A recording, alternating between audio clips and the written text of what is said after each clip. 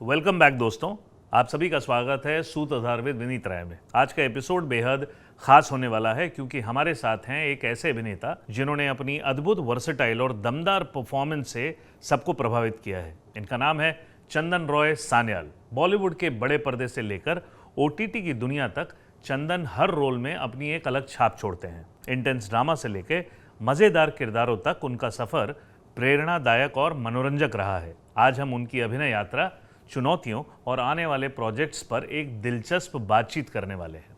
Hi Chandan, welcome to सूत्रधार। Thank you brother आने के लिए आपका यहाँ पे। Welcome welcome, so privileged that you have here and you know now will be talking about your दो दिल्ली वाले पुराने, बिल्कुल 2 दिल्ली वाले, मतलब करोल बाग, टाइगरपुरा और आप कपास, मालवीय नगर, पालम गांव। मतलब अब तो खैर it's been 25 years I am in Bombay. आप भी मेरे ख्याल से आई केम इन 2003। हाँ, तो मैं आपसे थोड़ा सा सीनियर हूँ, मैं 99 में उस हिसाब से मुंबई कर में जी। सो सीधा सीधा आपका बहुत बहुत स्वागत है। आप आए यहाँ पे एंड यू नो अपनी लाइफ की जर्नी के बारे में कुछ साझा करने के लिए हमारे साथ बातें। So Chandan, for my audience, let's start with your childhood. कहाँ से बचपना कहाँ बीता, कहाँ पैदाइश हुई, पिताजी माताजी क्या करते थे, वो सारी चीज़ें ज़रा हमें बताएं। Actually I come from a Bengali family. अच्छा। But my father was brought up in Bihar, Danapur. जी। तो मेरे पिताजी दानापुर बिहार से थे और उनकी अरेंज मैरिज हुई मेरी माँ से। मेरी माँ दिल्ली में पली बड़ी, करोल बाग, और उनके पिताजी थे बंगाल से।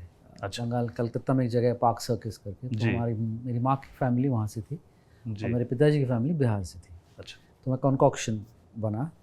और मेरे पिताजी मेरी माताजी के साथ शादी होने के बाद ही मूव टू वेरियस प्लेसेस। मेरे पिताजी काफ़ी जगहों पे काम करते थे। पहले कांगड़ा में थे, हिमाचल प्रदेश। अच्छा। फिर लुधियाना में। तो मेरे बचपन में जब मैं पैदा हुआ दिल्ली में, लेडी हार्डिंग हॉस्पिटल है वहाँ पे, सुचेता कृपलानी जी जी जी जी जी जी, तो वहाँ पैदा हुआ। उसके बाद वो मुझे लेके उठा के, मैं कांगड़ा में रहा शुरू के कुछ 1 साल। अच्छा। फिर जब मैं बोलना सीखा तो मैं लुधियाना में बड़ा हुआ। तो शुरू में जब मैं एकदम छोटा था मैं पंजाबी में बात करता था। क्योंकि मेरे आसपास में वहाँ पे एक जगह है लुधियाना में, शिमलापुरी नहर के पास, तो वहाँ पे मेरा कुछ 2-3 साल गुजरे। उसके बाद 84 की बात है, उस टाइम पे थोड़ा वहाँ पे राइट्स वगैरह शुरू हो गए। तो मेरे पिताजी वहाँ से पहले तो मुझे भेज दिया। तो मेरी एक्चुअली जो मैं बड़ा हुआ, मेरा formative years was passed with my grandmother. अच्छा। मेरे नानी के पास उन्होंने छोड़ दिया, तो मैं वहाँ मेरे नानी के पास बड़ा हुआ। कोलकाता नहीं, दिल्ली में। अच्छा। तो वो था रेगरपुरा।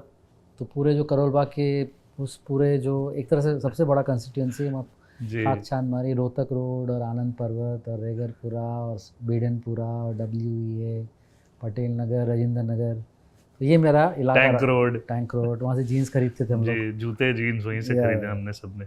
गफार मार्केट, नारंग से जूते खरीदे सबने। और ओम के भटूरे। तो मेरा बचपन बेसिकली नॉस्टैल्जिया कि आप पीछे। या बट अब मैं जब जाता हूँ तो मुझे थोड़ा पहचानने में दिक्कत होती है। एक तो बहुत बहुत ज़्यादा क्राउडेड हो गया, दूसरा है कि वो इतना कुछ मेट्रो और ब्रिजेस वगैरह बन गए। जी इनफैक्ट सतीश कौशिक, उनके साथ मैंने हाल फिलहाल उनके बिफोर ही पास्ट है, मैंने उनके साथ एक फिल्म की पटना शुक्ला जी।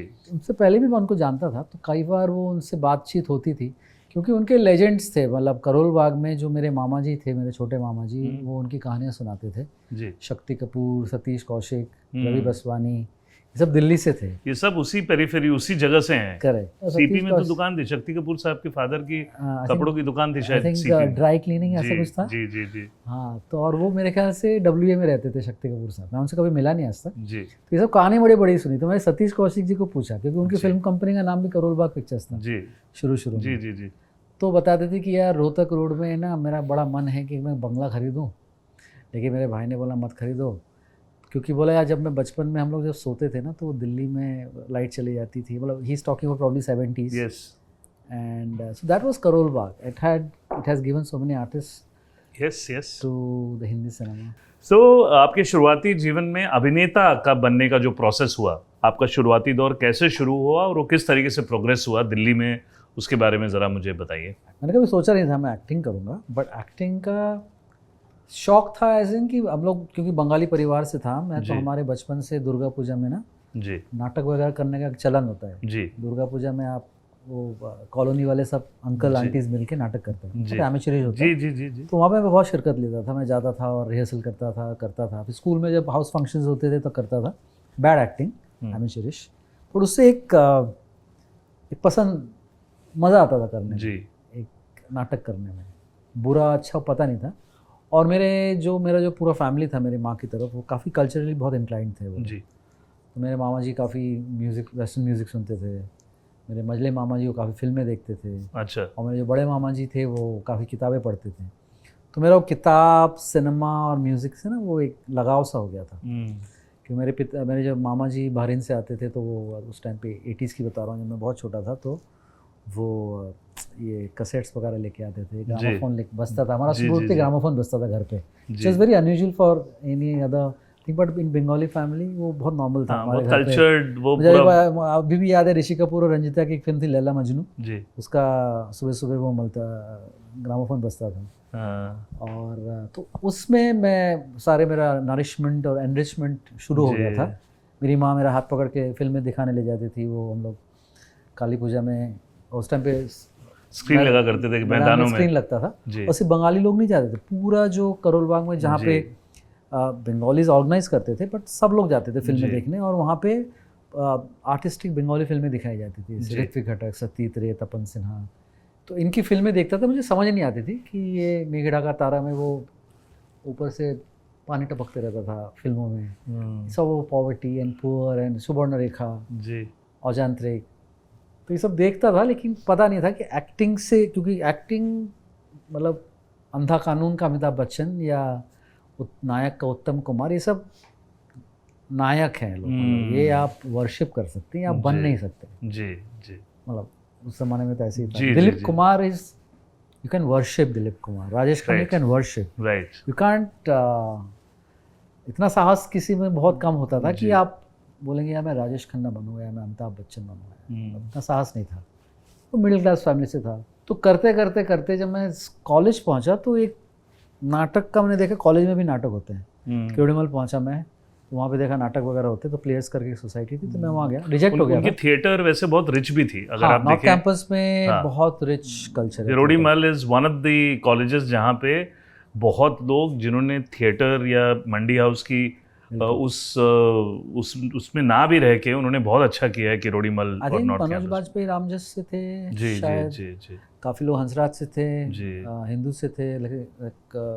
हमारे एक और दोस्त हैं अभी, Rajesh Kumar ji, he was in Kirorimal, he was in theatre. हाँ जी। तो एक पूरा वो नॉर्थ कैंपस में ना थिएटर कल्चर बहुत था। तो मैं north campus luckily I think ऊपर वाले का कुछ उसमें वो रहा होगा कि मुझे वहाँ भेज दिया, मैं गया। हालांकि सिलेक्शन नहीं हुआ प्लेयर्स में, लेकिन मैं नाटक का मेरे को रुचि रहा, तो मैं फिर अलग अलग कॉलेजेस के साथ नाटक करने लग गया। जाकिर हुसैन में थोड़ा किया क्योंकि वहाँ मुझे नाटक करने का मौका मिल रहा था, तो मैं किरोड़ीमल छोड़ के जाकिर हुसैन चला गया just to pursue my, not to become an actor, कि मुझे ऐसा नहीं था कि मैं शौक जो है उसको, हाँ मुझे मज़ा आता था। हाँ तो मतलब पढ़ाई के साथ साथ मैं मैथमेटिक्स पढ़ रहा था, पढ़ाई के साथ साथ नाटक करता हूँ। जी, तो करते करते वो पता नहीं चला कि कब वो नशा बन गया, फिर वो हॉबी बन गई, हॉबी से सीरियस हॉबी बन गई, फिर वो मैं उसके लिए मेनियाक बन गया, तो मैं घर से लड़ पड़ा। और सब मुझे लगता है कि it was all sleep walking for me, because I was just in that zone of acting so much कि I fought with my father, I didn't realize I was fighting with my mother, I was fighting with my family, I was fighting with my friends just to become an actor. Correct. Not to come to Bombay or become a movie star. I just wanted to be an actor because I said मुझे ये करना है भाई, मुझे करने दो। तो वहाँ से मेरा मतलब सीरियस जहाँ पे ये पैशन आया कि बस अब एक्टिंग एक्टर बनना है। तो वो क्योंकि दिल्ली में था, तो दिल्ली में कल्चरली बहुत एनरिचमेंट, एक नरिशमेंट बहुत मिलता है। तो मैं नेशनल स्कूल ऑफ ड्रामा जाने लगा, वहाँ पे नाटक देखने के लिए। श्री राम सेंटर था, कमानी ऑडिटोरियम, हैबिटेट सेंटर, बहुत सारे कॉन्सुलेट्स थे जहाँ पे IIC, इंडिया इंटरनेशनल सेंटर, और फ्री में काफ़ी नाटक देखने मिलता था वहाँ पे। कल्चरल प्रोग्राम्स होते थे और कॉन्सुलेट्स में फॉरेन फिल्म फेस्टिवल्स होती थी। तो फिल्म, और वहाँ पे दिल्ली में पहले एक बहुत बड़ा फिल्म फेस्टिवल भी होता था, शायद बंद हो गया वो। वहाँ पे मैंने हम दिल दे चुके सनम देखी थी। तो वो सब इतना करने लगा ना मैं, नाटक, रिहर्सल, फिल्में, म्यूज़िक, कॉन्सर्ट्स, तो मेरे माँ बाप, उनको लगा कि मैं आवारा हो गया हूँ। अच्छा कि रात को लौट आना, रात को लेट आना, कॉलेज क्लास बंक करना, ये सब शुरू हो गया था मेरा। जी। That's how it started in Delhi my acting. फिर बॉम्बे मूव कैसे हुए आप? बॉम्बे एक्चुअली क्या हुआ, मैं दिल्ली से गया भोपाल। मेरे गुरु थे हबीब तनवीर साहब, उनकी कंपनी थी नया थिएटर। तो वहाँ वो दिल्ली आए थे और वो काफ़ी बड़े नामचीन थिएटर डायरेक्टर थे उस ज़माने में। हबीब तनवीर, BM शाह, प्रसन्ना, मणिपुर के एक डायरेक्टर थे, नाम भूल रहा हूँ। तो ऐसे कुछ 4-5 बहुत बड़े डायरेक्टर थे इंडिया में जी। तो उनके साथ मुझे काम करने का मौका मिल गया। छोटा सा रोल, चोर का रोल था। तो वो करते हुए मुझे उन्होंने बोला कि तुम अगर चाहो तो मेरे साथ जुड़ सकते हो मेरे कंपनी में, मैं तुमको दिन के 50 रुपये दूंगा रिहर्सल के, और शो के 70 रुपये, आ जाओ। तो मैं चला गया लड़ झगड़ के, तो भोपाल गया। भोपाल रहा। कौन से ईयर की बात है? ये था 99-2000। ओके। तो मैं कॉलेज में था, फर्स्ट ईयर में घुसते ही मैं भाग गया वहाँ पे। अच्छा। और 2 साल फिर भोपाल में रहा। तो पढ़ाई में एक्चुअली मैं मैथ्स में ना, मैं अच्छा था, पढ़ाई में अच्छा था, तो मैथ्स में पास मुझे पहला आदमी मिला है दिल्ली का जो मैथ्स में अच्छा था। हाँ। नहीं तो हम सब नहीं, की कहानी। वो एक मेरे एक अलग लाइफ में चैप्टर था। मैं ट्यूशन पढ़ाता था। अच्छा, ओके। तो मैंने काफ़ी सारा स्कूल मैंने स्कॉलरशिप में पढ़ाई।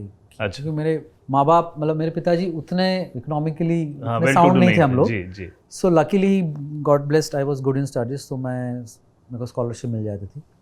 तो करते करते मैं जब कॉलेज तक पहुंचा, और कॉलेज पहुंचने के बाद मैंने अपने ऑलमोस्ट पढ़ाई का खर्चा खुद अपने ज़िम्मे ले लिया। तो मैं ट्यूशन्स पढ़ाता था, और उसमें मेरे को जब नाटक का शौक़ लगा तो मुझे लगा अरे यार इसमें भी मज़ा आ रहा है। तो उसमें फिर मैं ज़्यादा ट्यूशन भी करने लगा, और नाटक का भी समय निकालना होता था, पढ़ाई भी करनी होती। तो मेरा बाप परेशान हो जाता था कि ये क्या कर रहा है भाई, इतना कन्फ्यूज है, कैसे करेगा तुम, है ना।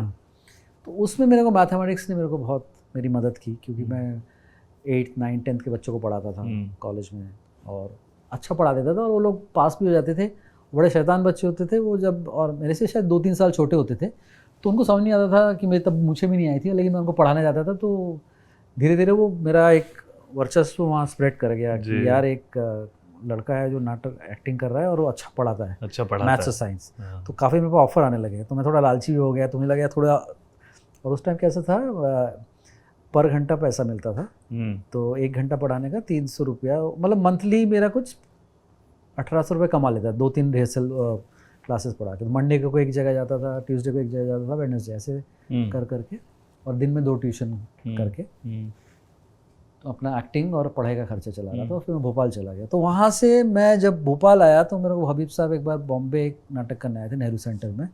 तब मैं पहली बार, आई थिंक इट वाज 99 और 2000, first time I saw the morning in Bombay. And धूप ही अलग थी। हाँ, यहाँ की तो धूप अलग होती है ना, मतलब मैं भी जब, क्योंकि नेहरू सेंटर समंदर के पास था, ऐसा कुछ था। मैंने यार, हम लोग दादर स्टेशन उतरे और वहाँ से वो सुबह सुबह like that Bombay when you had seen in movies, Yeah. which is about that cycle, that dabba wala and the vada pav and the station and the local train. ये सब मैंने सिर्फ देखा था फिल्मों में. Right. और बॉम्बे एक्चुअली दिल्ली में रहते हुए 90s 80s में ऐसा लगता था Bombay is like you know like Aditya Pancholi का बॉम्बे या संजय दत्त का बॉम्बे या सलमान खान का बॉम्बे. 80s की फिल्में बता रहा हूँ जब मैं बड़ा हो रहा था. तो वो बॉम्बे मतलब ये महानगर है ये. और वो दिल्ली से बहुत बड़ा ही लगता था. रोशनी almost like a foreign city. हम तो मायापुरी वाले थे ना, मतलब हमने तो वो पढ़ाई की है ना. हाँ वो सब भी पढ़ता था. मायापुरी, स्टारडस्ट और वो सिनेब्लिट्स और लंबे लंबे मैगजीन्स भी आते थे हिंदी में. क्योंकि मेरे मामा जी एक किताबों की दुकान चलाते थे तो मैं उनको हेल्प करता था. वहाँ से भी थोड़े पैसे मिलते थे तो मैं किताबों का ना वो रखता था, बुकिंग लेता था. कि उस टाइम पे क्या होता था ज़माने में लोग किताब किराए में लेते थे. वो डेबोनेयर हो या फैंटेसी कॉमिक्स हो, चाचा चौधरी हो, कुछ भी हो. और गंदी किताबें भी लोग लेने आते थे और उसके मैं वो रखता था. ठीक है, मनोरमा हो गया. तो सारी किताब मेरा काम था. सुबह सुबह गुरुद्वारा रोड जाना या शिवाजी स्टेडियम जाना बस से. और वहाँ से मैं फ्रेश न्यूज़पेपर्स मैगजीन्स उठा के लाता था जी. और उसके लिए मेरे मामा जी एक्स्ट्रा पॉकेट मनी देते थे जी. तो सारे हिसाब रखना कितनी किताबें आई हैं और जो किताबें नहीं बिकती थी वो पब्लिशर के पास वापस जाती थी तो फिर सेलर के पास वापस जाता था. तो ये सब करता था. मेरा बचपन ऐसे गुजरा. नाटक, किताबें, म्यूज़िक, ऋत्विक घटक, ओपन एयर सिनेमा. तो I feel very lucky that I grow up like that. ये जो कहानियाँ हैं ना जी, ये कहानियों के बीच में जो आप आए हैं ना, and that is the beauty. वो वर्चस्व का मतलब ही कहानियाँ है. कि जब तक वो कहानियाँ नहीं बनेंगी तब तक वो वर्चस्व नामक एक वो जो खोज है वो नहीं हो पाएगी जी. फिर बम्बई आना आपका हुआ और आपका पहला प्रोमिनेंट प्रोजेक्ट कौन था? एक आपने एक बेस्ट एक्टर का अवार्ड जीता था एक नाटक के लिए. उस ज़माने में थेस्पो करके जो नाटक था. तो वो आपका पहला माइलस्टोन था बम्बई में. That was my first win in 2004. That was my first win in life. कि आप आँख में पट्टी लगा के दौड़ रहे हैं, बस टनल आ रहा है, अंधेरा हो रहा है, रात हो रही है, पता नहीं, आप बस एक्टिंग किए जा रहे हैं. That was the first validation of me that okay, I'm an actor, I'm an okay actor, people are clapping for me. और मैंने वो एक्चुअली बहुत खतरनाक प्ले किया था, सखाराम बाइंडर, जो मैंने डायरेक्ट किया था. विजय तेंदुलकर एक नाटक है. तो मैं एक्चुअली थेस्पो जो फेस्टिवल है, बहुत बढ़िया फेस्टिवल अभी भी होता है. पासा ठाकुर पदमसी, आलिक पदमसी के बेटे हैं, वो चलाते हैं वो. और उसकी वजह से मुझे आलिक के साथ भी काम करने का मौका मिला. उनके साथ मैंने 1-2 नाटक किए. थेस्पो में क्या हुआ था कि मैं एज अ वॉलंटियर काम करता था. उसमें क्या होता था कि आपको बैक स्टेज काम करना पड़ता था. थेस्पो आप में एक्चुअली जो अवार्ड मिला, it was my like first validation of being an actor after all this experiences without knowing where I am heading. I just enjoyed the process of acting. और वो पहली बार जब मैंने एक नाटक किया था सखाराम बाइंडर, विजय तेंदुलकर का, वो डायरेक्ट किया था, उसमें एक्ट किया था और काफ़ी सारे. तो उसमें मुझे पहला आपने सही कहा अवार्ड ना. तो वहाँ से मुझे लगा चलो, मेरे माँ बाप को भी लगा कि पहली बार एक कुछ जीत मिली मेरे जी.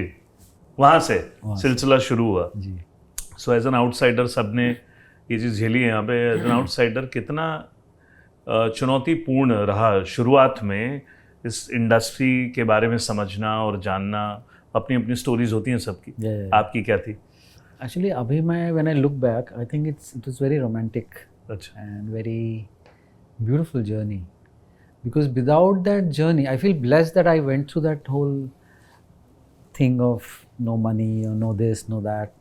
उस टाइम पे जब उस सिचुएशन में था, जब आपके पास पैसे नहीं हैं या ये नहीं है वो नहीं है, त्रुटियां हैं लाइफ में, तो तब भी एंजॉय किया. और आप भी आज भी जब मैं सोचता हूँ तो मैं बोला यार कर कैसे लिया वो. उसके लिए आपको you have to have like mad passion और एक जुनून जो था. जैसे मैं ऐसा होता था कि मैं अंधेरी स्टेशन उतरता था और काम, और उस टाइम पे आप ऑडिशन वगैरह के लिए आना होता था तो मीरा रोड रहता था, तो कपड़े तो सारे ख़राब हो जाते थे और किसी तरह वो, और फिर बस लेके अंधेरी यहाँ लोखंडवाला आओ या यहाँ पे सब जो ऑडिशन वगैरह होते थे तो मैं आता था. तो अंधेरी स्टेशन पे खाने पीने की अच्छी अच्छी दुकानें हुआ करती थी. पेस्ट्रीज हो गया जी, और पफ्स हो गए. और तो दिल्ली में वो वेज पैटी का बड़ा शौक था मुझे. दिल्ली में वेज पैटी समझ तो टोमेटो सॉस वाला वो, और ये वाला भी सीपी वाला और वो देसी टमाटो सॉस केचप, वो कागज से पत्तल पे डाल. अरे मत बोलो भाई, हैं मत बोलिए आप, मतलब अब इससे ज्यादा मत बोलो। उसका जो कैवेंटर्स और उसके आसपास जो अरे मिलता अरे था अरे, ना अमेजिंग सीपी अमेजिंग में घूम घूम के डी अमेजिंग। ब्लॉक में, तो वो मैं देखता था ना, मुझे वो पफ और वो ना उसका बड़ा शौक था, पफ पेस्ट्री और वो वेज पैटी। लेकिन वो कुछ 7 या 10 या 11 रुपए का होता था तब, लेकिन उतने पैसे होते नहीं थे कि खाऊं। तो एक बार मैं कुछ काम किया, वहाँ पे मुझे कुछ 500 रुपये मिले थे, तो मुझे याद है कि वो किस तरह से मैं फिर अंधेरी स्टेशन आया और मैंने पफ पैटी और पेस्ट्री खाया। पार्टी। हाँ, खुद ही अकेले। हाँ कि और मतलब एक अंदर आपका एक सोल होता है ना, एक आत्मा होती है जो मांग रहा है वो स्वाद को और उस फील को।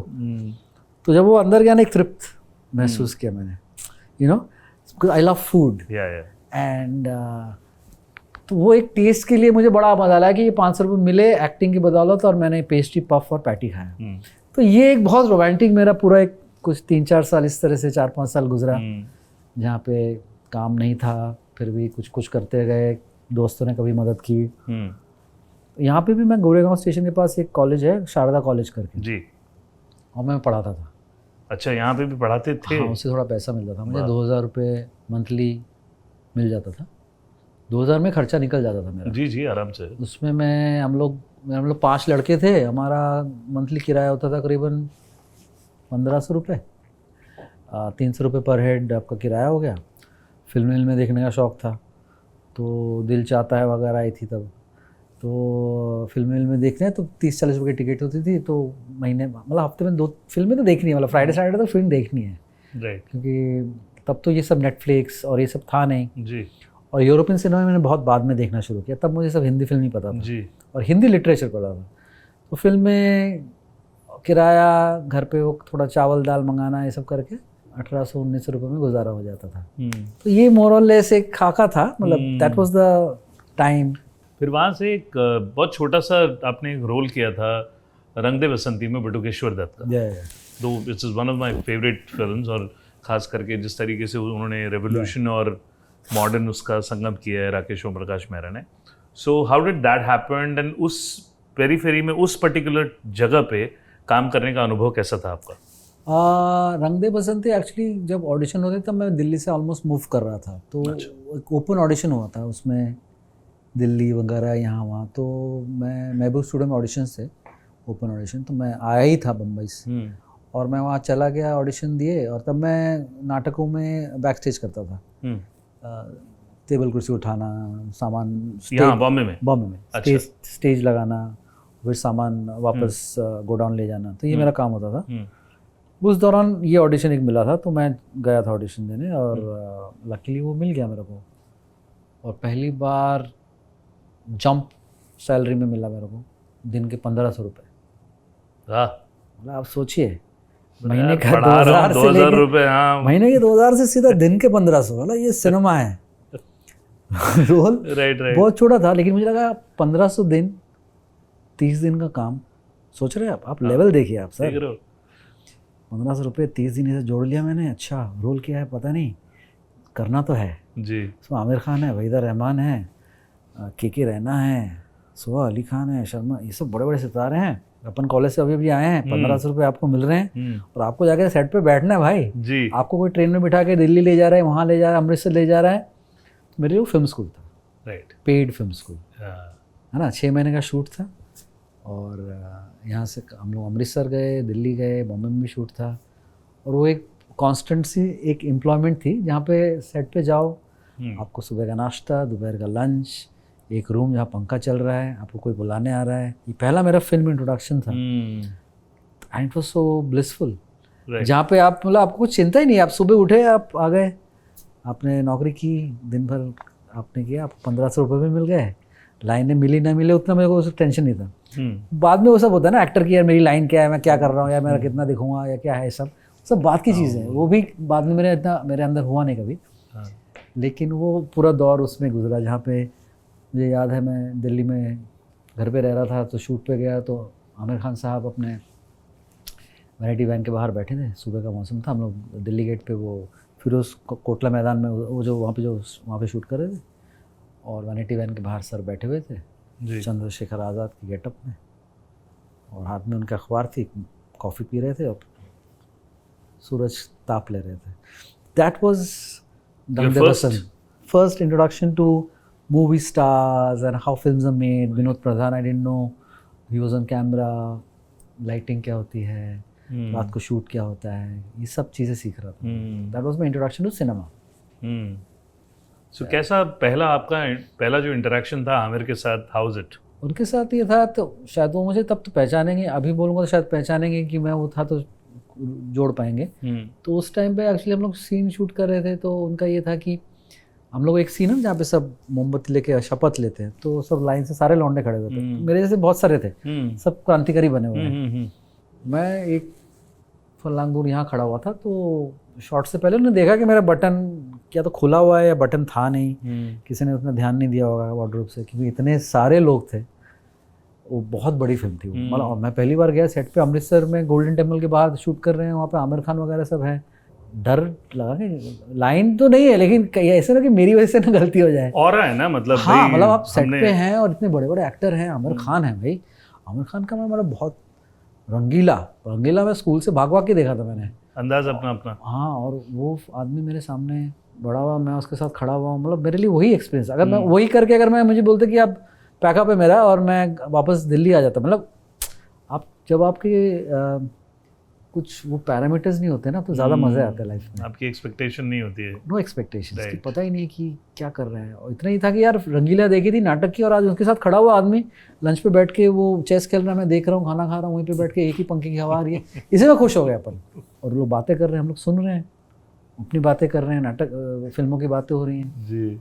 उसी से ये सब एनर्जी है ना, इसी से लेके आप अच्छी चीज़ें आपको सुनने मिल रही हैं, उसके वजह आपको पैसे भी मिल रहे हैं, तो और क्या चाहिए.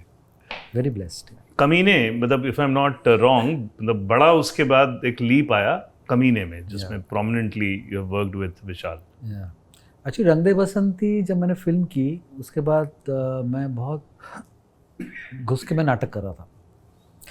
तो मैंने अपनी एक थिएटर कंपनी खोल ली, मैंने कुछ नाटक वगैरह डिग्रेड किए बॉम्बे में पृथ्वी पे. मेरी कंपनी का नाम था प्रेस्टीनियम. तो मैंने 3-4 नाटक डायरेक्ट किए.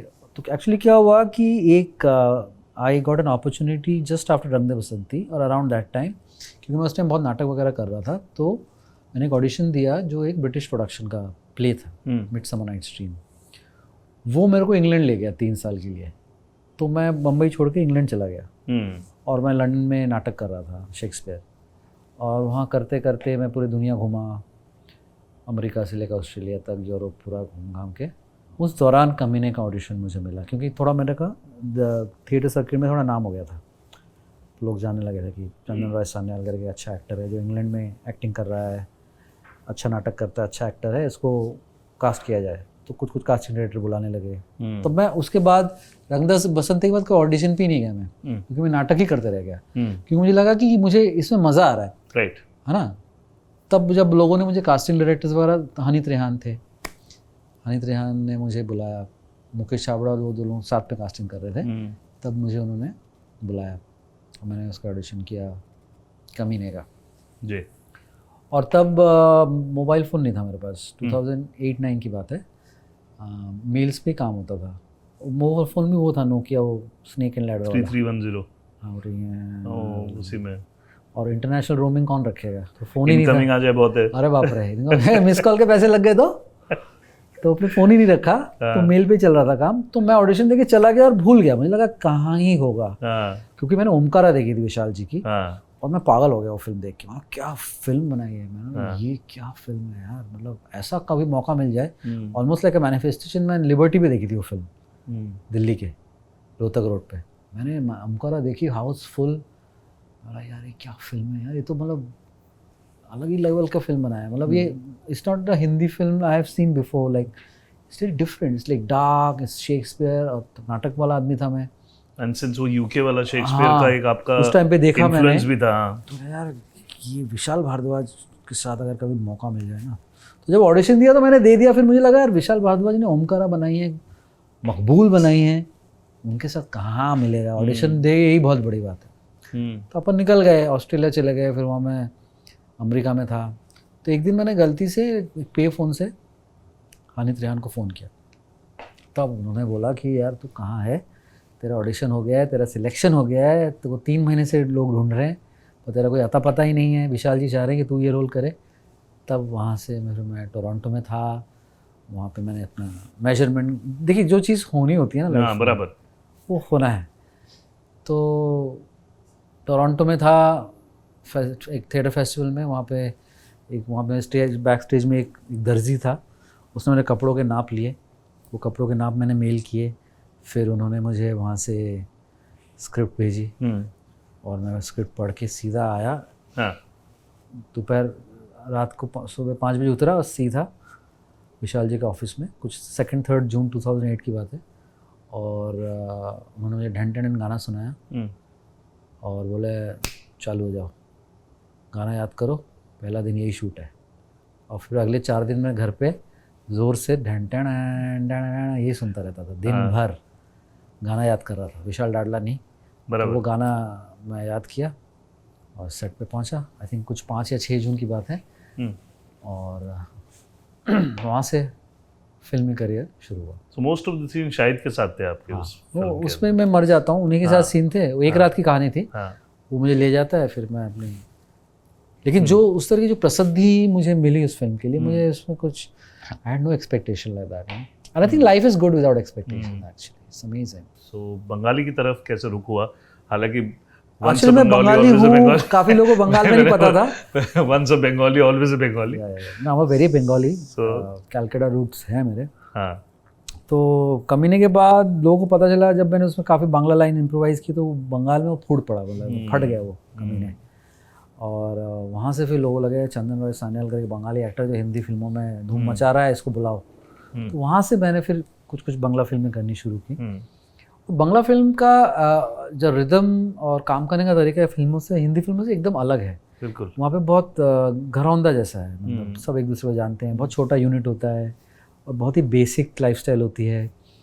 तो मैं कई बार वहाँ पे ब्रेक लेने भी जाता था, कोई साल में एक बांग्ला फिल्म करता था, और वो लकीली अराउंड दिसंबर जनवरी में होता था और बहुत अच्छा मौसम होता था और अच्छे लोग होते थे, खाना बहुत अच्छा होता था और अच्छी स्क्रिप्ट होती थी और बहुत रिलैक्स एटमॉस्फेयर होता है। और जैसे अगर आपकी हिंदी फिल्मों में यूनिट 250-300 लोग का है, तो वहाँ पे 50-60 लोगों में फिल्म बन जाती है, 30-40-50। तो दादा दीदी की होच्छे की खाबेन, आज खाने में क्या है, कल क्या खाएंगे, ये सब में फिल्म बन जाती है 20-22 दिनों में। तो वो माहौल मेरे लिए बहुत एक ब्रेक मिल जाता था हिंदी फिल्मों से। एक जाता था और करने में मज़ा आता था, अभी भी करता हूँ। इनफैक्ट अभी मैंने एक बांग्ला फिल्म की अनिरुद्ध रॉय चौधरी के साथ, जिन्होंने पिंक बनाई थी। मैं हूँ और उसमें जया एहसान करके एक एक्टर हैं, बांग्लादेश की बहुत फेमस एक्ट्रेस है। तो उनके साथ एक बहुत ही खूबसूरत हम लोगों ने एक फिल्म की है, डियर माँ।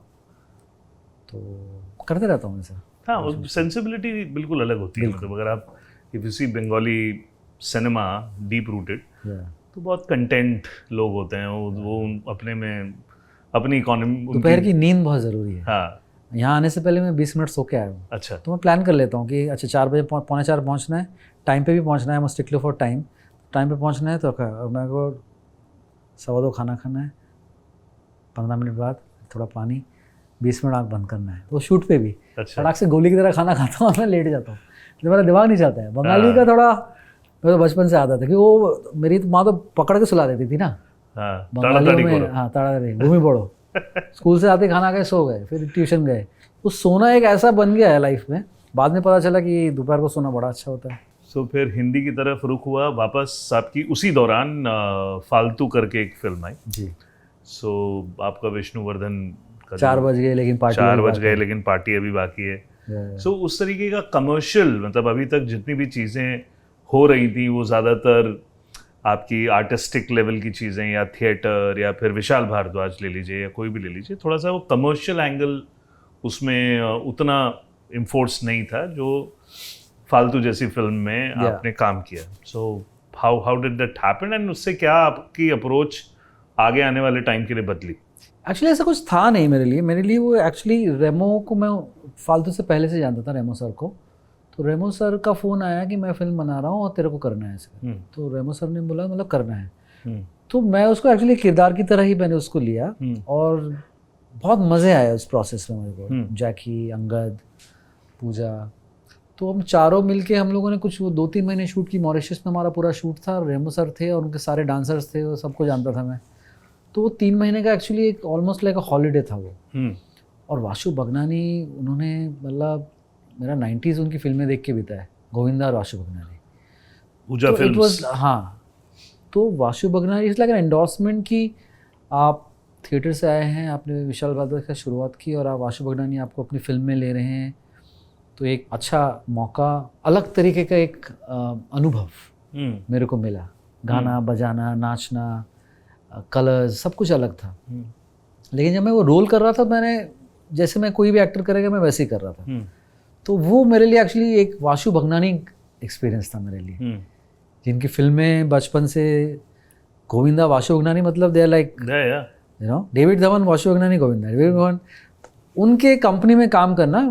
अगर जैसे मैं बोल रहा था ना कि रंग दे बसंती सेट पे वो पंखे से हवा खाना, विशाल भारद्वाज का ओमकारा देखना और फिर अगली फिल्म में काम मिल जाना, फालतू भी वैसे ही एक मेरे लिए एक्सपीरियंस था कि वाशु भगनानी की फिल्म में मैं काम कर रहा हूँ, है ना। He is paying me salary to act in his film, so that means I am doing something right in my life, you know. तो ये होता गया ऐसे करके। सो कुछ तो गणित आपने लगाया होगा, कोई तो गणित, मैथमेटिशियन हो भैया। सो जो गणित जो है ना, बिकॉज वो कितना इम्पोर्टेंट है आपके लिए to push yourself in the different lights of this industry. See वो गणित मेरा थोड़ा कमज़ोर है। हाँ, वो इसलिए क्योंकि मैं एक्चुअली अभिनय में मेरे को इतना मज़ा आता है, इतने साल से मैं अभिनय कर रहा हूँ, इतना सीखा है, अभी भी सीखते रहता हूँ, देखता हूँ दूसरे एक्टर्स को। तो मुझे ऐसा लगता है मेरे इक्वेशन के हिसाब से मैथमेटिकली कि like to act is to react, right, that's acting कि Right. आप, और उस रिएक्शन के लिए आपको उस मोमेंट में ना प्रेजेंट होना पड़ेगा। तो अगर आपके आसपास 50 चीज़ें, जब मेरे लिए एक्टिंग क्या है, एक्टिंग इज़ लाइक मेडिटेशन। अभी मैं जैसे आपके साथ हूँ ना, मैं आपके साथ ही हूँ, मेरे और दिमाग में कुछ बातें नहीं आ रही, मुझे अगली जगह कहाँ जाना है जी, मैं कहाँ से आया हूँ, मैं सब भूल चुका हूँ। ठीक है, मैं अभी इधर हूँ आपके साथ, मैं आपके साथ दिल्ली गया, मैं आपके साथ रंग दे बसंती सेट पे पहुँच गया, everywhere I am travelling in my mind. So for an actor, beauty ये है हाँ, कि आपके थ्रू मैंने भी हवा खा ली, हाँ, मैं भी दिल्ली चला गया। सो ये जो ये मैं आपको जो ट्रांसपोर्ट करवा पा रहा हूँ ऑडियंस को, जी जो ये देख रही होगी अभी, जी, ये अगर मेरे साथ ट्रांसपोर्ट तभी हो पाएगी, उसके लिए आपको स्पेशल स्किल्स चाहिए, एब्सोल्युटली, जिसके लिए आपको रियाज और ध्यान ये बहुत ज़रूरी है। और मैथमेटिकली जो इक्वेशन जिसकी आप बात कर रहे हैं, उस इक्वेशन के परे मैं ये इक्वेशन पे ज़्यादा बिलीव करता हूँ, जहाँ पे मैं अपने जोन में ही रहता हूँ, एक्टिंग को लेके, कहानी को लेके, स्टोरी टेलिंग को लेके, म्यूज़िक, लिटरेचर, मैं इसमें ही रचा बसा रहता हूँ। तो उससे जब भी मैं किसी के साथ मिलता हूँ या कोई मुझे काम देता है, तो कभी वो मुझसे हताश नहीं होता या मुझसे निराश नहीं होता, क्योंकि मैं उसको वो दे पाता हूँ भगवान की बदौलत, जी, ऊपर वाले की ब्लेसिंग की, क्योंकि मैं उतना प्रिपेयर्ड रहता हूँ कि मैं अगर इसके लिए भी आ रहा हूँ तो ये मेरे लिए 2-3 दिन मैं इसके बारे में सोचता हूँ। जी, ये नहीं कि मैं क्या बोलूँगा, लेकिन इसके बारे में मैं सोचते रहता हूँ, जी, अपने को प्रेजेंट रखता हूँ, क्योंकि मेरे गुरुओं ने जो सिखाया है कि you have to be present in the moment, you have to be in the moment, that's spiritually, that's what they say, you have to be in the moment, you don't know what's happening in the future and past is never look back, right. so actor के लिए भी बहुत ज़रूरी है। तो ये जो गणित है इक्वेशन के लिए, आपको फ्यूचर सोच के चलना है कि मैं ऐसा करूँगा, मेरे साथ ऐसा होगा, nothing is in your control, what is, और ये मेरे गुरुजी जो थे उन्होंने समझाया था कि nothing is in your control, right. आप अपनी मूवी के हीरो हैं, है ना, आपको गाड़ी में पीछे बैठना है और एंजॉय करना है, हवा खानी है ना। जब आपको भूख लगे, ऊपर वाला खाना दे रहा है, कपड़े दिए हैं, सब कुछ तो अपने आप ही हो रहा है, right, right, I am not doing anything, he is the doer, right. तो मेरे लिए सिर्फ इतना ही रिस्पॉन्सिबिलिटी कि मैं जिस मोमेंट में हूँ, मेरी रिस्पॉन्सिबिलिटी और मेरा काम ये है कि मैं प्रेजेंट रहूँ, राइट। तो that's all I sort of try and do. Very nice. एक अपराजिता तुम्ही करके एक आपकी काफ़ी अप्रिशिएट मिला, आपकी एक बंगाली फिल्म, सुजीत दा ने प्रोड्यूस की थी। Yes. So and a very beautiful film, because I देखिए हैव आप, सीन, यस, वाओ, मैंने वो फिल्म, मुझे एग्जैक्टली याद नहीं है, बट मेरे ख्याल से 2014 के आसपास, जी जी, प्राग और वो एक साथ आई थी, प्राग उसके बाद आई थी शायद। सो उसके बारे में, और फिर my favourite film till now, I have seen your work prominently, and मुझे लगा कि यार ये है, मतलब ही इज़ डूइंग समथिंग, और वो थी प्राग। सो दोनों के बारे में किस तरीके से वो हुई और ये प्राग का ट्रांजिशन हुआ, इसके बारे में ज़रा बताइए ऑडियंस। ये कमीने के बाद की ही बात है। कमीने के बाद मुझे जो जो काम मिले उसमें फालतू था, पराग था, जी अपराजिता तुमी, शुजी सरकार प्रोड्यूस कर रहे थे, टोनी दा, उन्होंने उसके बाद पिंक बनाई, पहले उन्होंने अपराजिता तुमी बनाई थी। तब उन्होंने मुझे कॉल किया कि मैं एक फ़िल्म बना रहा हूँ, मैं बंगाली फिल्म डायरेक्टर, इस बंगाली फिल्म, तो would you be interested, Sujit da is producing. I said of course, बोला we are shooting this film in San Francisco. और उसी दौरान फिर मेरे पास पराग भी आई, जो उसके प्रोड्यूसर थे Rohit Khetan, he was working with Anurag Kashyap on DevD, and immediately after that he was producing this film. I said कि चंदन, I have this role for you।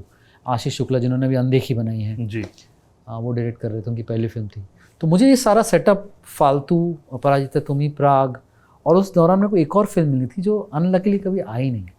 उस फिल्म का नाम था BMW, अच्छा बॉम्बेज मोस्ट वांटेड, और वो खतरनाक क्राइम नोआ थ्रिलर फिल्म थी जो जावेद जाफरी साहब ने प्रोड्यूस की थी, और आदित्य भट्टाचार्य करके एक डायरेक्टर है, उन्होंने डायरेक्ट की थी, अच्छा जिन्होंने एक फिल्म बनाई थी राख, आमिर खान की पहली फिल्म। यस यस तो उन्होंने ज़िंदगी में 3 ही फिल्में बनाई है, राख, दुबई रिटर्न इरफान खान के साथ, और BMW मेरे साथ। उसमें मैं था, विजय राज और जावेद जाफरी थे, और तनिष्का चैटर्जी। बहुत ही खूबसूरत फिल्म थी, वो किसी कारणवश रिलीज़ नहीं हो पाई। तो I am really proud of the fact that the kind of work I choose after Kaminey was Faltu, Prague, Aparajita Tumi and BMW। All very solid director, solid script.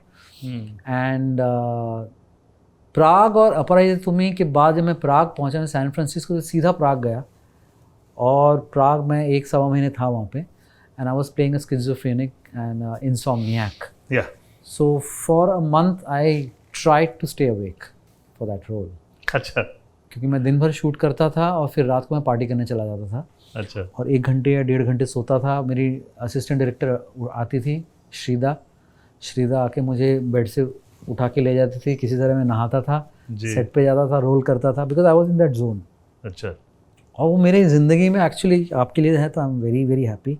May as an actor also is one of my favourite roles and one of my favourite parts I did, and I was really heart broken when that film didn't do well, because it was a very different film and a very film which was not made, it was shot on a digital camera।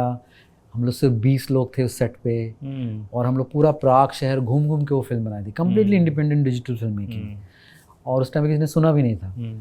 और लेकिन as you become wiser in life, you realise everything happens for a reason and everything has its own time and destiny to work out. So Prague और अपराजिता तुमी और BMW and फालतू, they were all happening at the same time. Right. And this was 2009 में कमीने आई थी। It was about 11, 12, 13. These were the time I was doing part of this film. Yeah. एक और अच्छी चीज़ आपके साथ रही है टचवुड, कि जिस तरीके की डायरेक्टर्स के साथ आपने काम किया, उनकी फिल्मोग्राफी बहुत सॉलिड रही है। बीट ओम प्रकाश मेहरा बोल लीजिए, आप राकेश ओम प्रकाश मेहरा, विशाल भारद्वाज बोल लीजिए, आप बंगाली के कुछ आपने 2-3 डायरेक्टर्स बताए, और उसके बाद भी जो लिस्ट रही है, मतलब वो बहुत अच्छी रिसेंटली आश्रम, उसके बारे में बात करेंगे, प्रकाश झा, मतलब दैट इज ऑल्सो समथिंग कि कुछ ना कुछ मैंने हमेशा ना ऊपर वाले की बदौलत हमेशा अच्छा काम किया है, अच्छे लोगों के साथ काम किए, बड़े नामचीन डायरेक्टर, रोल छोटा बड़ा ठीक है, लेकिन मैंने अपना हमेशा काम अच्छा किया है और एक छाप छोड़ी है उसमें, है ना। जैसे अगर आप सनक देखेंगे, कांची सुभाष घई की, यस है ना, रतनलाल बगुला, उसमें मैंने कमर, क्योंकि सुभाष घई जिन्होंने राम लखन बनाई है। आप बताइए, आप नाम एक एक करके ले रहे हैं ना, तो नाम एक एक करके देखिए कि सभी के सभी हमारे ज़माने के बच्चों में ये सारे नाम ऐसे थे कि भाई ये ड्रीम वाले नाम है। बिल्कुल, तो आप जिसके भी नाम ले लीजिए, सारे मैनिफेस्टो के आप देखिए ना, सुभाष घई, इम्तियाज अली, विशाल भारद्वाज, राकेश ओम प्रकाश मेहरा, संजय गुप्ता, बुद्धदेव दास गुप्ता, अनिरुद्ध राय चौधरी, मतलब कांटे, संजय गुप्ता कांटे, सोचिए आप, देखिए आप, मतलब कांटे सोच सकते हैं आप, इमेजिनेशन कीजिए कि जो आदमी कांटे बना रहा है वो आपका डायरेक्टर है। हाँ, उसमें भी इरफान खान साहब थे, ऐश्वर्या राय थी। तो ये फिल्मोग्राफी मेरी अच्छी बनी है। बस लोगों को पता नहीं, मेरे से एक प्रॉब्लम लगता है कि उनको लगता है कि मैं बहुत आर्टिस्टिक हूँ और मैं बहुत अपने जोन में रहता हूँ, मैं बहुत कम काम करता हूँ, मैं बहुत कम दिखता हूँ, मेरा PR बहुत कम है। पर मुझे ऐसा कभी नहीं लगता। मुझे लगता है कि अगर मेरा पीआर कम है तो मुझे मेरे साथ ये डायरेक्टर कभी काम नहीं देखिए करते। कुछ ना कुछ तो अच्छा एक काम है, ही दूसरा काम लेके आता है। कुछ ना कुछ तो आपके अंदर बिल्कुल, अच्छा बिल्कुल। है। नहीं तो ये लोग आपको अगर नोटिस कर रहे हैं और आपके साथ काम कर रहे हैं तो वो एक बड़ा अच्छा है ना कि एक शेर है कि कुछ तो बात रही होगी उनमें, यूं ही लोग हाँ हाँ हाँ। अरे लोग बोल के ना आपको गुमराह कर देते हैं, लेकिन मैं फिर वो सब सोचता नहीं हूँ, मैं सुनता हूँ और इसलिए ज़्यादा मैं इंटरेक्शन भी कम रहता है मेरा, क्योंकि I don't want to get influenced by all this thoughts. For me it's like whether it's Ashram, which became one of the biggest highlight of my career. Yes. And then I did so many shows after that. I worked with Navdeep Singh on Sheher Navdeep Lakhot. Singh, yeah, yeah. Fantastic shows. I got a lot D-Day. of D-Day, Nikhil Advani, है ना। तो list तो मतलब लंबी सही है एकदम। सरकार, लिस्ट तो लंबी है और जी यही है जनाब, कि करोल बाग से आ गए भैया, बिल्कुल, बिल्कुल। लिस्ट चल रही है अभी। और जिस तरीके की मतलब उसमें आपने ऋषि कपूर और इरफान के साथ काम करने का मौका मिला, ऋषि जी, इवन द इरफान एक्टर्स साहब। लिस्ट, या। भैया पहला ऑडिशन देने जाते हैं और आमिर खान के साथ उसी हवा में उसी पंखे में आप हैं, तो मतलब लंच खा रहे हैं, वो चेस खेल रहे हैं, मैं देख रहा हूँ, उनकी बातें सुन रहा हूँ, है ना। तो 21-22 साल का था, बना रहे बाप रे, तो क्या हो रहा है, इसको मैंने देखा, अरे तो मुन्ना है रंगीला का, है ना, जो फैन इधर कर एसी को, और वो टैक्सी पे हाथ रख के खड़े होना है आमिर खान साहब का।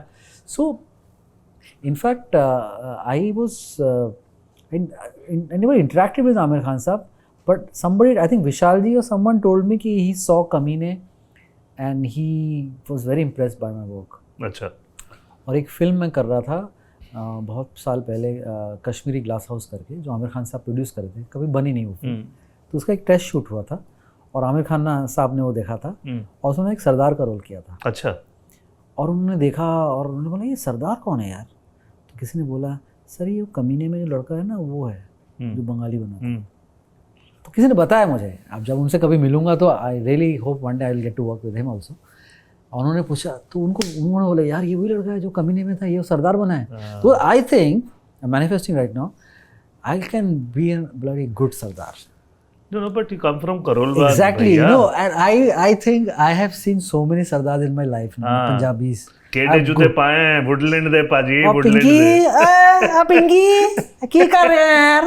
और मेरे वो जो सुर है ना, वो मैंने इतना देखा है ना मेरे सारे, और वो लोग इतने फनी होते हैं, अरे पूछो इतने ओबीडियंट होते हैं, इतने जॉली होते हैं, इतने दिलेर होते हैं, you know, and somehow Punjabi and Sardar roles are yet to be done in Hindi film. I think they've still not हुए अच्छे। मैं आई थिंक मुझे लगता है कि अगर एक दिन मुझे मिलेगा मैं बहुत अच्छा कर सकता हूँ, क्योंकि मैंने कश्मीरी ग्लास हाउस में किया था जी, वो फिल्म कभी बनी नहीं, बट ठीक है। फिर 2016 में एक शॉर्ट फिल्म आज़ाद भी आपने डायरेक्ट की। सो ये डायरेक्शन भी आपके अभी, क्योंकि आपने थिएटर डायरेक्ट किया और कुछ इस तरीके की चीज़ें हैं, सो आने वाले समय में एक्टर के अलावा डायरेक्शन भी देखने को मिलता है? जी, मैंने एक्चुअली आज़ाद बनाई, फिर मैंने एक फिल्म बनाई 35mm करके, अच्छा, जो निवेदिता बासु और विक्रांत मैसी ने प्रोड्यूस की थी। हाँ। उसमें नीरज कबीर और प्रियंका बोस थे, वो अभी तक आई नहीं, ब्लैक एंड वाइट में शूट किया था मैंने। हाँ। फिर मैंने एक फिल्म बनाई सो सिसली करके, ये सब आएंगी एक एक करके। अच्छा, ये एक होता है ना कि एक समय होता है जब एक कहानी है और या बनाई मैंने, पढ़ी हुई है, तो मैंने आईफोन पे शूट किया था हम लोग, ये 2017 में हम लोग ने शूट किया था। मैं और मेरा एक दोस्त है जय शर्मा, हम दोनों ने को डायरेक्ट किया था, मैंने स्क्रिप्ट लिखी थी उसके साथ, और मेरा एक दोस्त है अचित पटेल जो गली बॉय में सेकंड यूनिट डीओपी था। हम 3 लोग गए थे इटली, एक आईफोन लेके, आईफोन 11, 1 महीने हम लोग गाड़ी में घूमे थे, और मेरी एक जर्मन एक्ट्रेस दोस्त थी, वो म्यूनिक से आई थी, हम सिर्फ 2 एक्टर थे, वो हम लोगों ने शूट किया था सो सिसली करके। तो फिल्म में बनाने का मेरे को मतलब एज एन एक्सप्रेशन मुझे बड़ा शौक था है। तो फिर मैंने अभी हाल फिलहाल 1-2 फिल्में बनाई हैं, अभी बस पोस्ट में घुसी हैं दोनों फिल्में। Very nice. और आई थिंक 2025 में आप वो 2 फिल्में देखेंगे मेरी। नहीं, लुकिंग फॉरवर्ड। रिटन, डायरेक्टेड, को produced. Very nice, very nice. और उसी फहरिस्त में इम्तियाज़ अली का भी नाम मैं तो भूल गया, अभी इतने सारे नाम हैं, तो आपने शुरू में बताया था मुझे, बट हैरी मेट सेजल जी, शाहरुख में आपका जो रोल रहा, और शाहरुख सर के साथ काम करने का कैसा आपका अभिनव? Shahrukh Khan, I think he is a very very warm person, और बहुत अच्छे इंसान हैं, और बहुत ही ह्यूमरस, सभी जानते हैं, उनका प्रेजेंस ऑफ माइंड ही अलग है। और इतने मसरूफियत के बावजूद वो I think is super human. वो एक दिन में इतना काम करते हैं। तो वो कई बार मैंने लोग बोलते हैं शाहरुख खान मैंने देखा है उनको सेट पे इतना काम करते हुए कि यहाँ पे वो एक्टिंग भी कर रहे हैं, कहीं उनको जाना भी है, वहाँ पे होके भी आ जाते हैं। अब मैं एक छोटा सा वाक्य बताता हूँ। मैं उनके साथ एक सीन शूट कर रहा था, रात का वक्त था, नाइट शूट था, उनके साथ ये टाउन में शूट कर रहे थे हम लोग। तो शाहरुख खान साहब आए, हम लोग उनके साथ उनके वैन में गया, रिहर्सल वगैरह हुई, 8-8 बजे सीन शुरू हुआ। सीन करते करते आए रिहर्सल, उससे पहले उनका कुछ इंटरव्यू भी था, वो इंटरव्यू घर पे किया उन्होंने, फिर शूट पे आए, मेरे साथ रिहर्सल की, फिर कपड़े पहनने चले गए, फिर वापस आए, फिर हम लोगों ने शूट किया। करीबन 11 बजे डिनर ब्रेक हुआ तो फर्स्ट असिस्टेंट डायरेक्टर आके बोला कि चंदन भाई आप थोड़ा आराम कर लो, टाइम है। बोला यार थोड़ा आराम कर लेता हूँ यार, बंगाली बहुत थक गया हूँ मैं यार, 20 मिनट की। हाँ थोड़ा एक, हाँ तो मैं खा पी के बढ़िया पे दाल रोटी वोटी खा के पर लेट गए, लेटे वैन में उठा एकदम से, तो ये रात के 2:30-3 बज गए यार, तो काफ़ी टाइम हो गया, रात की नींद लग गई मेरी, थक गया था ना। तो फिर एकदम से दरवाज़ा खोला तो बोला सर चलिए रेडी है, अब 10 minute we are ready to shoot. तो अच्छा टाइम लग गया, तो मैं गया, मैं सेट पे गया कि क्या ब्रेक हो गया था, लंबा हो गया ना ब्रेक, बोला नहीं वो शाहरुख खान साहब हैदराबाद गए थे। तो सेट से निकले, हैदराबाद गए, 3 घंटे में हैदराबाद से आ गए, फिर शूट किया उन्होंने मेरे साथ। और मैं थक गया हूँ है ना, बंगाली थक गया है, एक सीन कर गया हो, मैं थक गया हूँ, मैं बड़ा सोचता हूँ, मैं बड़ा थिंकर हूँ, मैं बड़ा एक्टर हूँ वगैरह दिला ना। सर गए, शूट किया, हैदराबाद गए, आ गए, और मैं गया हूँ इस दौरान 3-4 घंटे वो उसी कॉस्ट्यूम पे वहीं बैठे हैं, और लगा कि कुछ बदला ही नहीं था उनके अंदर जी। उन 4 घंटों में क्या हुआ किसी को नहीं पता है, लेकिन वो वहीं बैठे हैं। और मुझे लगा कि ये 4 घंटा स्टॉप गैप, वही आदमी वैसे ही कैरेक्टर में मेरे सामने बैठा है, हैरी। सीन किया, सुबह के 6 बज गए, तो इम्तियाज साहब बोले, जैसा आपको बता रहा था, अरे शाहरुख जाओ, हो गया आपका, आप अभी सिर्फ अनुष्का चंदन का बचा है, आप जा सकते। बोले नहीं यार मैं बैठता हूँ, बैठे रहे। उनके मैनेजर ने आके बोला भी उनको कि चलिए, हो गया, पैकअप हो गया, सब घर गए। मैं थक गया था आके सो गया, मैं थक गया था ना जी। बंगाली एक्टर है, बहुत सोचता है, थक गया मैं। सुबह 12 बजे उठा, ग्रॉगी, फिर शाम को शूट पे जाना है, थक गया हूँ मैं। लंच क्या है, बाइक, हाँ बाइक खाना बना के गई है, अभी खाना है, 2 बजे फिर शूट पे जाना है यार। अब मैं उठता हूँ, इंस्टाग्राम खोलता हूँ, तो मैं देखता हूँ शाहरुख खान साहब ऐसे खड़े हैं, कुछ 10:30 बजे का पोस्ट है पुणे में, और पीछे 2 लाख लोग हैं। आप समझ नहीं, एक दिन का लाइफ मैंने जो फॉलो किया उन एक दिनों में, that's who he is, super human. ऐसे नहीं बन सकते आप शाहरुख खान। वो तो एविडेंटली बहुत बोलते भी हैं ना कि अब 3 घंटे से ज्यादा अगर सोते हो तो आपकी प्रोडक्टिविटी आप में है ही नहीं, आप मतलब बनने वो ही नहीं है। तो नहीं, वो कब सोते हैं, कब उठते हैं, कब जाते हैं, मुझे कुछ समझ में नहीं आया उस दिन, because I was completely thrown off. I got tired the whole night and the whole day, and he was doing so much work in one day, so that's who he is. किसी interview में Farah Khan was saying ना कि Shahrukh Khan 365 days from past 25-30 years tandoori chicken. हाँ, उन्होंने मेरे सामने, in fact मैं scene कर रहा था, हम लोग, एक और दिन की बात है, शाम के कुछ 6:30-7 बज रहे, वो मेरे सामने बैठे, मैं यहाँ बैठा, हम लोग का सीन रिहर्सल चल रहा है। तो मैंने उनको ऐसे ही पूछ लिया कि सर आप खाने में क्या पसंद करते हैं जी, कुछ, do you like eating, do you have, are you food lover? अरे यार, तो उनके जो वो हैं मैन फ्राइडे बंगाली, अरे यार बंगाली कुछ खिलाओ यार। तो फिर वो तंदूरी चिकन खाया उन्होंने 2-3, और उन्होंने अपनी coffee P, and that's who he is. I mean that's Shahrukh is all about. Yeah. Manto was not very successful film, but your role was Nadeem Kazmi was quite brilliant. Again, a great director, Nandita great Das. director. Worked to work with Nandita Das. So how was your experience working with her? और थोड़ा सा एक iconic personality को play करना is also a challenging task. So I mean आपकी preparation थी किस तरीके से? हाँ, प्रिपरेशन थी, थैंक्स टू नंदिता। उन्होंने मुझे उनके बारे में पढ़ने के लिए काफ़ी चीज़ें भेजी। और नदीम अहमद काज़मी जो थे वो एक्चुअली गुलजार साहब के गुरु थे। गुलजार साहब अपेरेंटली, नंदिता ने जो मुझे बताया कि वो उनको बाबा कह के बुलाते थे, और नदीम अहमद काज़ी गुरु मानते थे जी गुलजार साहब। और उनकी कुछ लिटरेचर वगैरह पढ़ी, और उनके कुछ डॉक्यूमेंट्स जो थे उस दौरान जो मंटू के साथ उनकी दोस्ती जो थी वो कैसे, और हमारे पास सिर्फ 3 ही सीन थे वो करने के लिए, लेकिन उसके लिए मुझे बहुत सारा I got great reviews for that one part. Right. Because I had like 2 scenes with Nawaz where Nawaz bhai is my friend and he has come to ask for something because I publish his right उनकी poetry वगैरह जो लिखते हैं वो मैं publish करता हूँ पाकिस्तान में, और दूसरा जब मैं उनको दगा दे देता हूँ, यही ग्राफ था। तो इन 2 सीन में वो ग्राफ क्रिएट करना बहुत मुश्किल था। राइट। और I am really thankful to Nandita and Nawaz भाई कि वो इतना अच्छा बन पड़ा, और तैयारी में मेरे डायरेक्टर ही काम आता है हमेशा। और आई एम हैप्पी कि नंदिता नवाज, आई रिमेंबर वो राजीव मसंद के एक शो में वो लोग इंटरव्यू भी दे रहे थे, उन्होंने कहा कि नदीम अहमद काज़मी एक बहुत ही इम्पोर्टेंट रोल था, हालांकि 3 ही सीन थे लेकिन वो करना वो एक बहुत ही बड़ा काम था। वो यार आते हैं आश्रम पे। जब नाम सो आश्रम, पैंडमिक, उस तरीके की पेरीफेरी, उस जिस तरीके का माहौल चल रहा था उस समय, पैंडमिक के बाद एक सीरीज़ आती है जो मेरे हिसाब से आइकॉनिक बन जाती है अपने आप में। सो आश्रम कैसे मिली और बहुत ही डिफरेंट रोल रहा अभी तक की आपकी फिल्मोग्राफी में। प्रकाश झा साहब, बॉबी देओल, मतलब Bobby Deol is come in a different अवतार ऑल टुगेदर। उसके बारे में ज़रा बताइए कि उसकी शुरुआत, और थोड़ा तफसील से बताइए कि किस तरीके से ये रोल डेवलप हुआ या आपने उसको डेवलप किया।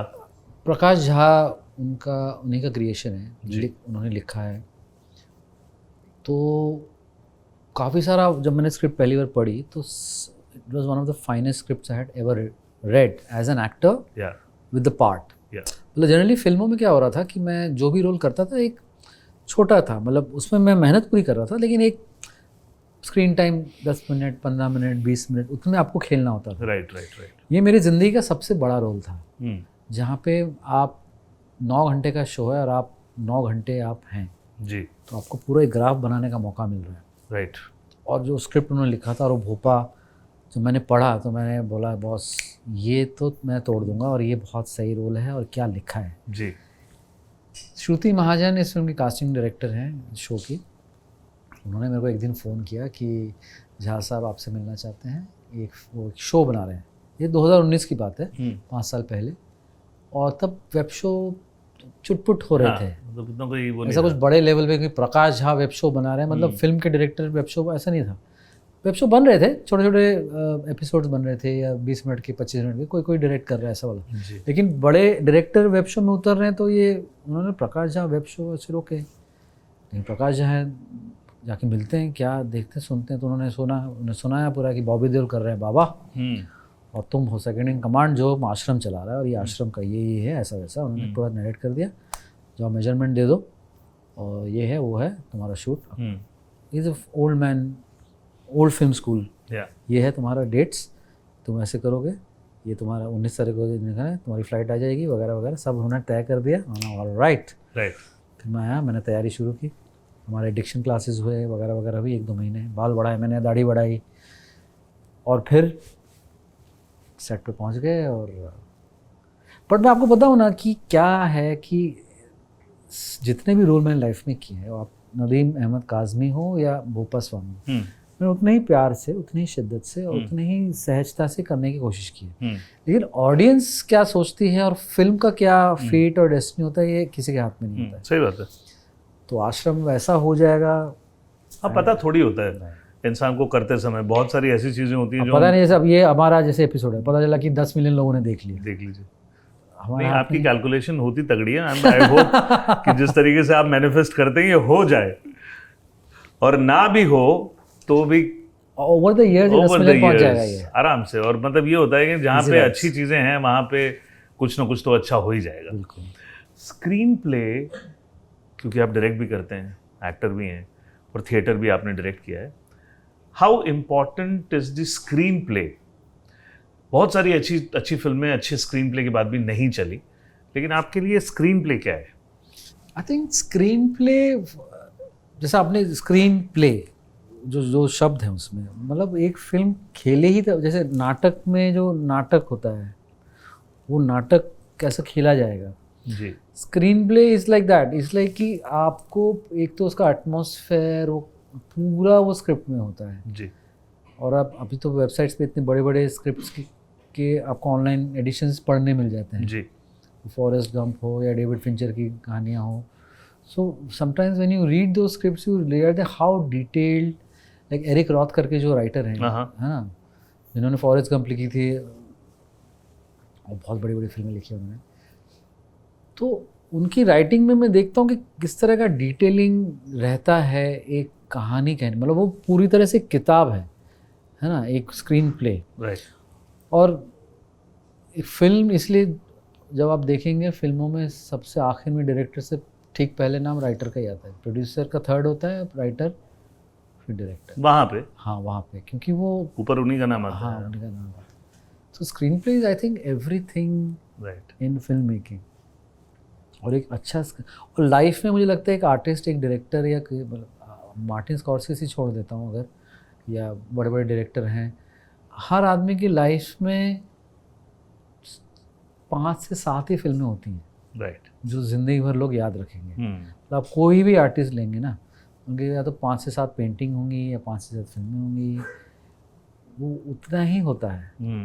फिल्में सब अच्छी है, एक स्कॉर्सेज़ी की सारी फिल्में अच्छी हैं, लेकिन आप बोलेंगे आप टॉप 7 फिल्म बताओ तो आप 7 फिल्म बता पाएंगे। Right right right. कुछ लोग होते हैं उनकी रिदम खो जाता है जी। कि आपने शुरू में 3-4 अच्छी फिल्म बनाई, फिर बहुत साल नहीं बना पाए, फिर लास्ट में एक बना दी। जी। तो आई थिंक इतने ही होते हैं। आई थिंक 3-4 भी अगर लाइफ में अच्छी फिल्में अगर आपने बना दी, मतलब जैसे मेरे आइडल्स हैं, जैसे राज कपूर साहब हो गए, गुरुदत्त साहब हो गए, Vijay Anand, Manoj Kumar, because I like actor directors who made a lot of difference. Woody Allen, you know, Mel Gibson.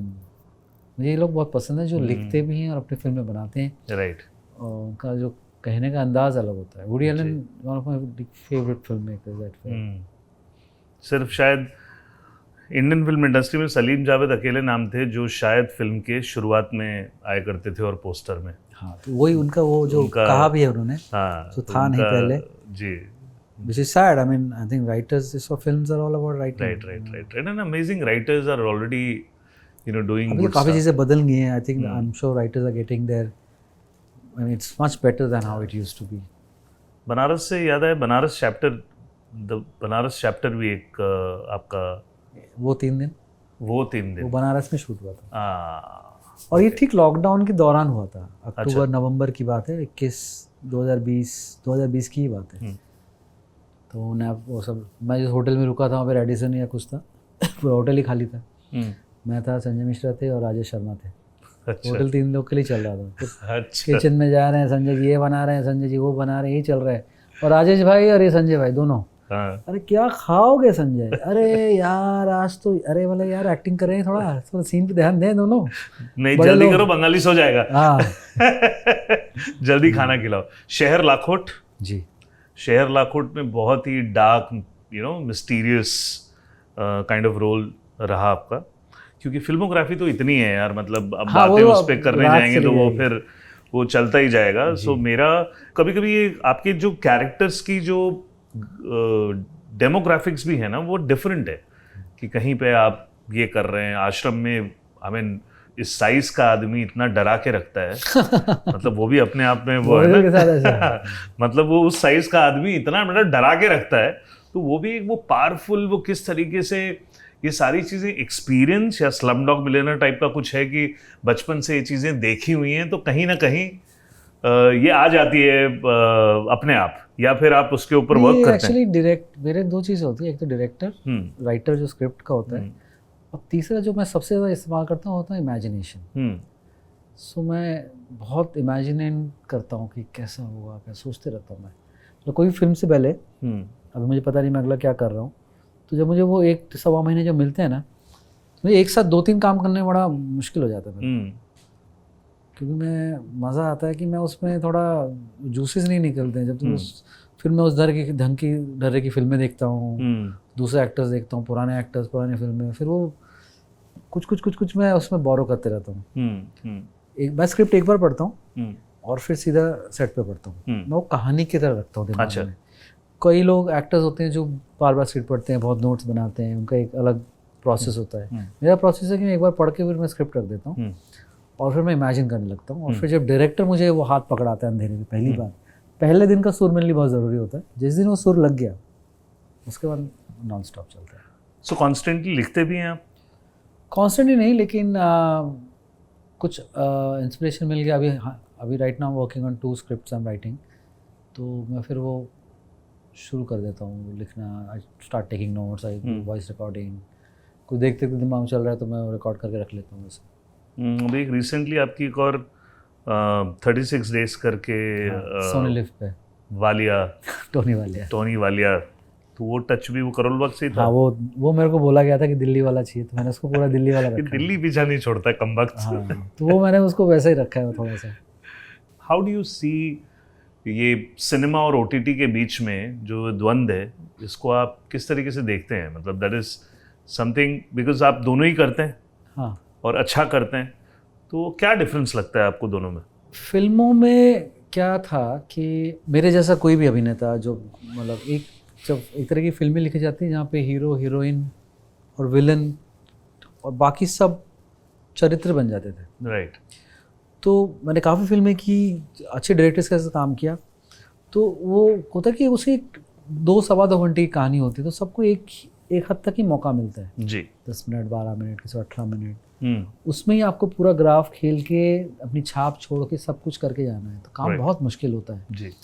Web series में क्या है कि 8-9 घंटे की कहानी होती है, कई बार सीजन्स होते हैं, तो वो कैरेक्टर ना धीरे धीरे ग्रो करता है, इवॉल्व होता है वो, मतलब ओवर द डेवलप ऑडियंस, होता है। तो करने में बड़ा मज़ा आता है। जैसे आपको बता रहा था कि आश्रम मेरी ज़िंदगी सबसे लेंथीएस्ट रोल है, तो करने में, तो फिर करने में मज़ा आता है। बहुत दिन शूट करते हैं आप, 2.5 महीने शूट कर रहे हैं, तो आप 2.5 महीने कैमरे के सामने हैं, रोज़ नया सीन आ रहा है, नई नई चीज़ें हो रही हैं, अलग अलग तरीके के सिचुएशंस क्रिएट होते हैं उसमें।